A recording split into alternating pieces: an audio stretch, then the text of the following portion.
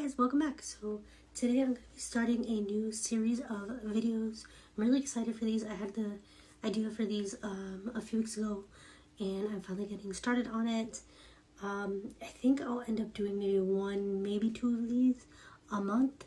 And there are a lot of options for the series, for like the theme of these videos. So this could go on for quite a while. It's definitely way too much to try to fit into one vlog.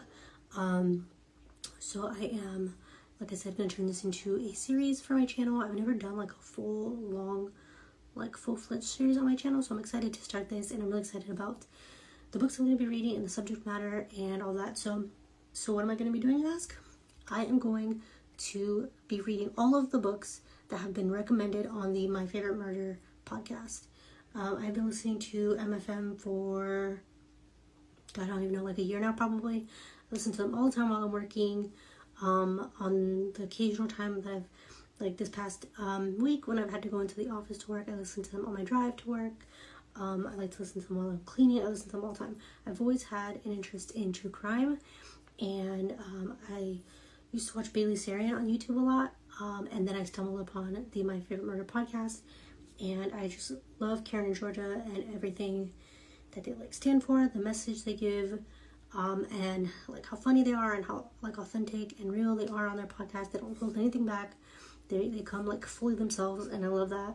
And on top of loving the subject they're talking about. So if you've never listened to the podcast, one of the things they do is they're like constantly recommending different things. They'll recommend books they're reading, documentaries they're watching. They'll talk about like current true crime stories that are happening, and so there's always different recommendations, and there's so many now. They have like, I don't even know how many episodes they've been going for. 10 years, maybe more now, maybe like 12 or 15, I don't even know, but a very long time. And they have a ton of they always recommend stuff, like I said, and to the point where not only have people created like full Excel spreadsheets of all the shows and books and documentaries and other podcasts and stuff that they have recommended, but there's actually an entire website dedicated to all the things that they have recommended, which is really helpful because I started taking an Excel spreadsheet myself to try to keep track of everything, but it is a lot, and I don't listen to them every single day, just because I do try to listen to audiobooks and stuff,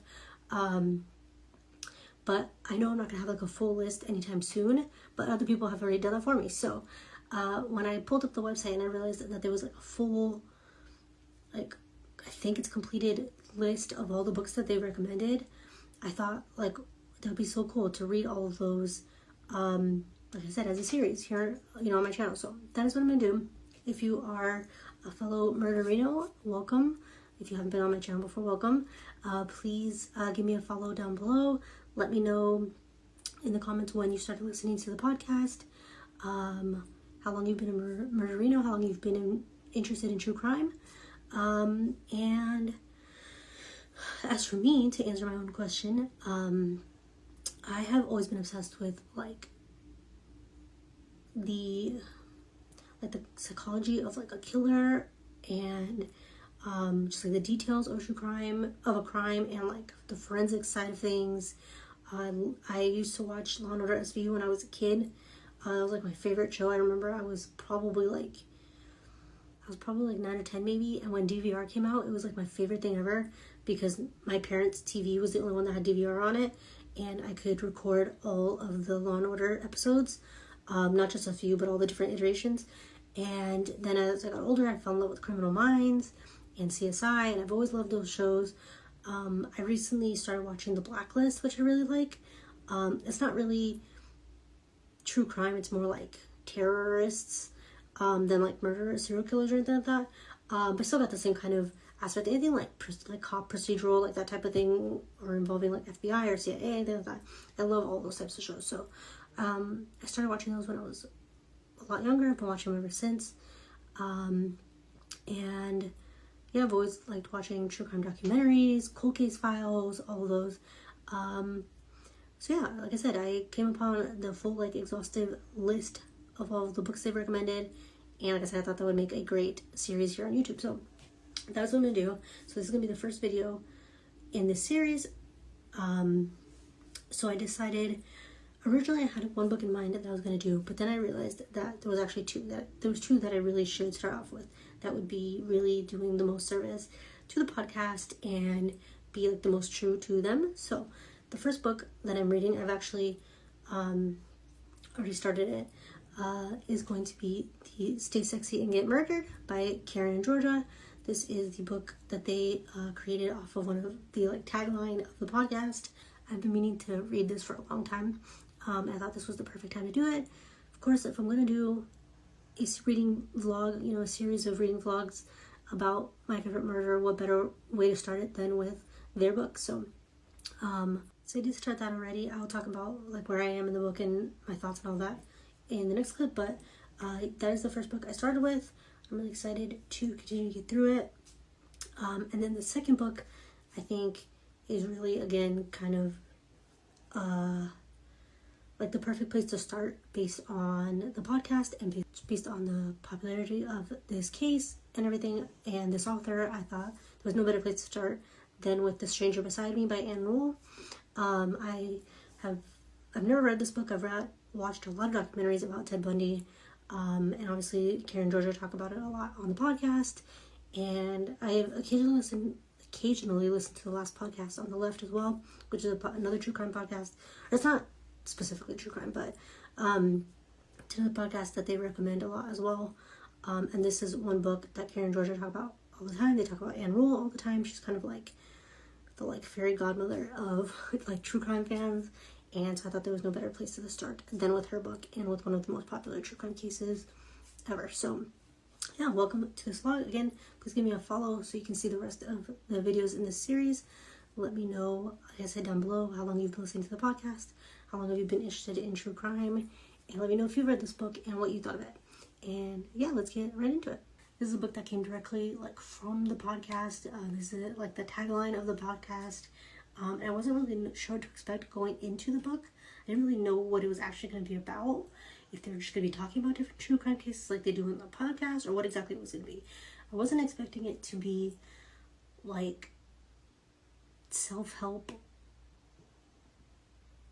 but make it for murderinos. It's you're listening to the podcast, but make it about self-help things, which I really like because I do like those types of books. But Georgia and Karen, as always, are hilarious. The chapter titles make me giggle every time I'm listening to the audiobook, which is narrated by them, which makes it even better. Every time I hear the chapter titles, it makes me laugh. And they give so many good pointers and advice and things that I've already kind of learned through listening to them on the podcast, but they go kind of more into depth about things. And I'm about 20% in right now, just hearing about all the things different things that they've gone through, that they've experienced, is really sad, but it's also relatable. And again, I think they're incredible to share those stories, and to be vulnerable in that way as someone who has a history of being exploited, of sexual abuse in my past.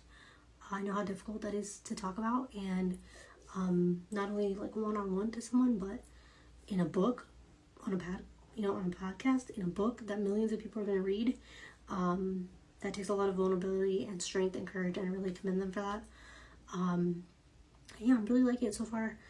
Like I said, it makes me laugh. They always make me laugh. I love their both of their sense of humor. And yeah, I'm really excited to keep reading it. I've been taking notes. I eventually want to get a hard physical copy of it so I can actually annotate it and mark it up and take notes and stuff. But right now I'm just taking notes in my notes app, because I did just borrow it from the library. But yeah, I'm really enjoying it so far. So yeah, so far I'm really liking it. And I will give you guys an update once I get a little bit further in. I forgot to say that one of the things that I really enjoy is that not only are they being vulnerable and showing extreme courage and talking about these things, but there's also, this book touches on so many different topics, that there's something for everyone. As far as when they talk about their past histories with substance abuse and just the different drugs they did and alcoholism and that kind of stuff. Those are things that I've never personally dealt with. That's not part of my story. But I know that there is, obviously there's somebody out there who does have that story, and how helpful hearing those stories from Karen and Georgia would be for them. So I love that it's not kind of like set for one person. There's really like a scope of things that can really touch anybody. Also their like emphasis, the whole book has a really big emphasis on like mental health and going to therapy and how good therapy is, and I really appreciate that as well, because I think obviously like having having anxiety or having depression or being diagnosed with something, whether it's bipolar or OCD or being autistic, whatever it is, there's a huge stigma in our country about those kinds of things, and mental health is not something that is talked about nearly enough. So I really appreciate that Karen and Georgia have never shied away from that, and that is a big thing in the book, which I'm really liking as well.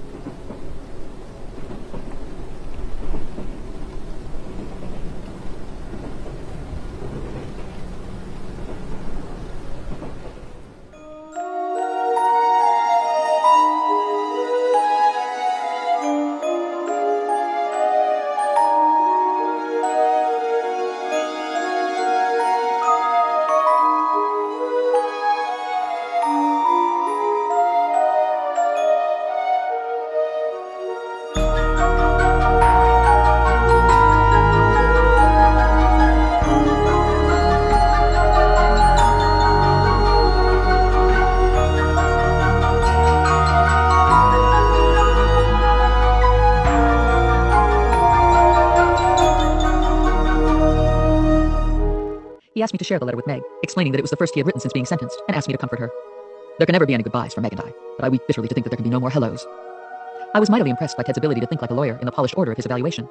His IQ had been tested at the Utah State Prison and found to be 124, not on the genius level, about what a student in a 4-year college needs to graduate, but he was clearly superior to the test results. My loyalties wavered once again. It would always be so. And yet, even as I read Ted's declaration of his great love for Meg, I was aware that he seemed to be able to dismiss his concurrent relationships with other women. If he could not be faithful to Meg, how could I fully believe in his steadfast love for her? It was so hard for me to know. Despite my dream, despite the bombardment of Hey guys, welcome back. So it's a few days later. As you've seen in some of my clips, I started listening to The Stranger Beside Me by Ann Rule, like I said. I'm now like 40% of the way in. It's really interesting so far. There's so many things that I didn't know. Like, I knew a lot about Ted Bundy, but I didn't realize the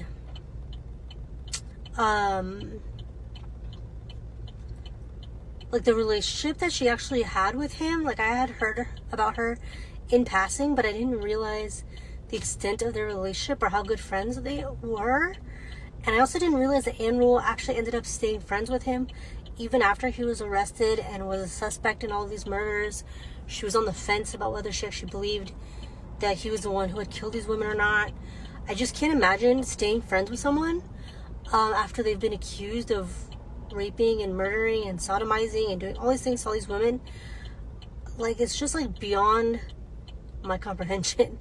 I just don't get it. Like, I could not be friends with someone who's convicted of those things. Like, I understand that they were friends for so long, and that's not the person she saw, that's not the person she knew. You know, she never got any indication or anything of him being this person or being this evil man. But I just, like, I get what she says, like, you know, who knows if he could be getting railroaded, it could all be a lie, they could just be trying to pin something on him, you know. I won't, like, make my decision about what's going to happen until I know the truth or until there's clear evidence.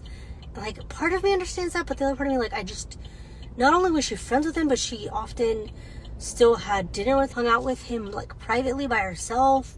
I would never feel comfortable around that person again. I don't think that I could do that. Even if, like, there was a good chance that he was actually innocent, just the idea of being around someone, being alone with someone who was accused of those things, especially being a woman,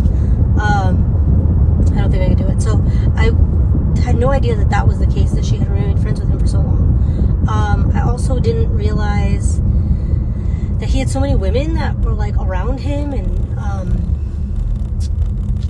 like he had men, I think her last name is Levy, who he was essentially like engaged to, and then there was another woman that he was kind of going back and forth between the two women, and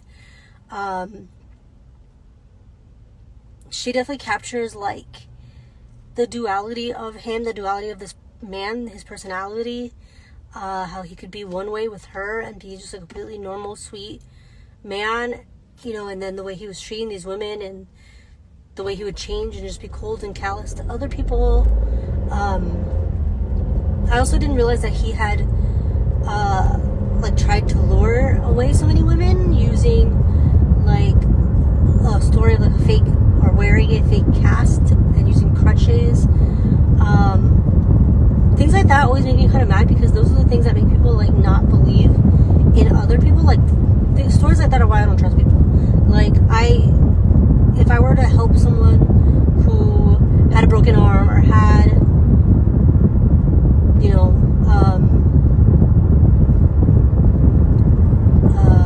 was using crutches or whatever, I would be so like suspicious and cautious. Stories like this are why like I don't trust people. You just never know who's being honest, who's telling the truth, who has like nefarious intentions. Like I just don't trust people, and there's why, because you never know. You know, there was also a time when Ted Bundy pretended to be a cop and tried to lead this woman to his car to take her to the like squad room to get her assistance with something, and she noticed that he was not like in a squad car. He was in a VW Bug, and so she thought that was very weird, and she ran away. Well, thank God.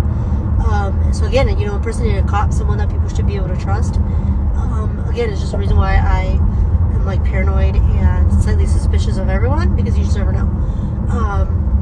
So yeah, so far it's really good. Like I said, I'm 40% in.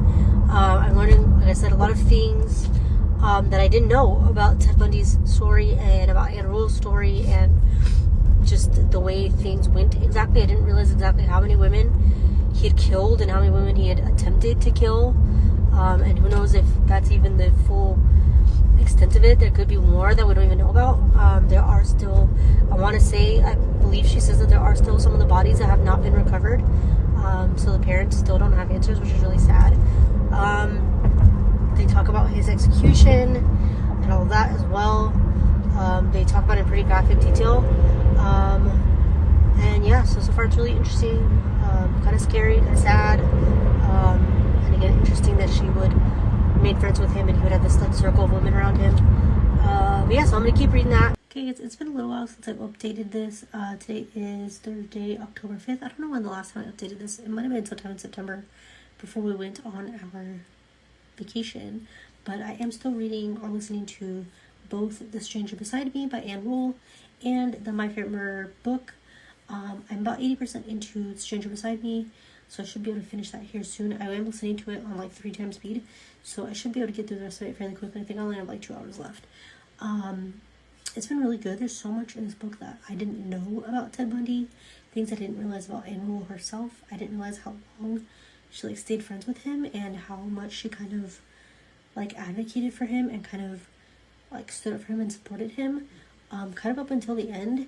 I don't know if there's ever going to be a point where she really like realizes, okay, he's like this monster and he did these things, and really take like a clean break from him. I'm not sure, so I'm excited to see where it's going to go. It's been really good, really interesting to hear the sort of Ted Bundy, but from this like third party like perspective. I've really enjoyed it, and I'm really liking the My Favorite Murder book. Like I said earlier in the vlog, I wasn't expecting it to be like a self-help kind of book, but I love that it's that, but with the My Favorite Murder like spin on it, and with Karen and Georgia's like personalities, and it's hilarious, of course, because they're always hilarious, and there's so much good advice in there. And even if you're not a fan of the podcast, which why wouldn't you be, I think this book is really good for anyone. If you like self-help books, or if you always wanted to try a self-help book, but you don't want it to be like preachy and like kind of shoving things down your throat, and you just don't like the vibes of those, would definitely try this one, because this one is definitely centered more on like comedy, like humor, and it doesn't take itself too seriously. So I really recommend this if you've always wanted to try that kind of book. So yeah, that's the update for now. I should hopefully be finishing The Stranger Beside Me probably tomorrow, so I will give you guys an update once I finish it, and I can give you my final thoughts on it.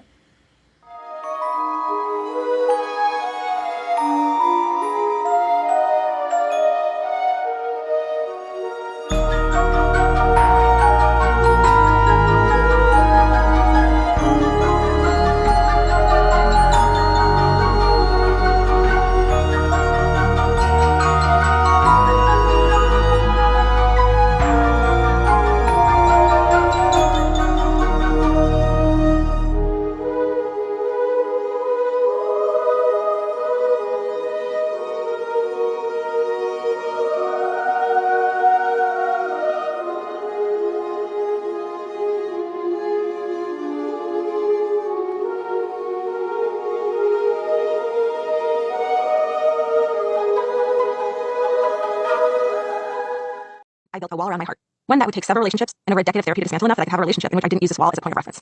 My relationship with Aiden validated the fears that I'd had since childhood, that I wasn't enough, that I was stupid and everyone knew it, that my pre-pant confidence was a joke. Those validations just made my heartbreak so much worse. There was a point in my life when I realized that dudes who talk about their crazy ex-girlfriend are full of shit. What they're really talking about is someone they hurt and didn't leave the way they found. These guys put their ex-girlfriends in a position that makes them do things so extreme and out of character that they seem crazy. The night Aiden called me after months of I love yous and making plans for our future and told me he had a girlfriend and couldn't see me anymore and then hung up, by dawn I was parked outside his work. I hadn't slept the entire night and I waited for him to show up because I needed an explanation in person. I didn't get an explanation. I just seemed crazy. And in that moment, I was a little crazy. Love is supposed to make you feel a little bonkers and batshit, but there's bad crazy and good crazy, and you realize which is which when you love someone who doesn't love you back. Cut to a couple of deeply depressing months later, when I bought myself a present that initiated my slow climb out of that hole. Hey, welcome back. So it is like another week later, so this vlog expanded like I think a month or something. I think a little bit more than a month actually. So I finished My Favorite Murder, the book, today. I really enjoyed the book. I loved this kind of like long form like version of like storytelling, the way Georgia and Karen talk. It's all about storytelling. It's all about like their own spin on things, their own personal experiences. They put their own personalities into everything they do, so I love that. So the book was basically kind of like a long version of the podcast, which I loved. And again, they each put their own spins on their own chapters and their own stories, which I loved. They gave a lot of like practical good advice, which like I said, I wasn't expecting it to be kind of like a self-help type of book, but like with the MFM twist on it. I wasn't expecting that, but I really liked it. I definitely want to get a physical copy of this book at some point, because while I liked everything in the moment, I feel like I've already forgotten so much of the like advice they gave, even though it was so good. I feel like I've already forgotten most of it. So I need to get a physical version of this book so that I can go through and read it like physically and annotate it and take notes and have it to refer back to. I have a couple of like self-help books that I refer to a lot. One by Amy Landino.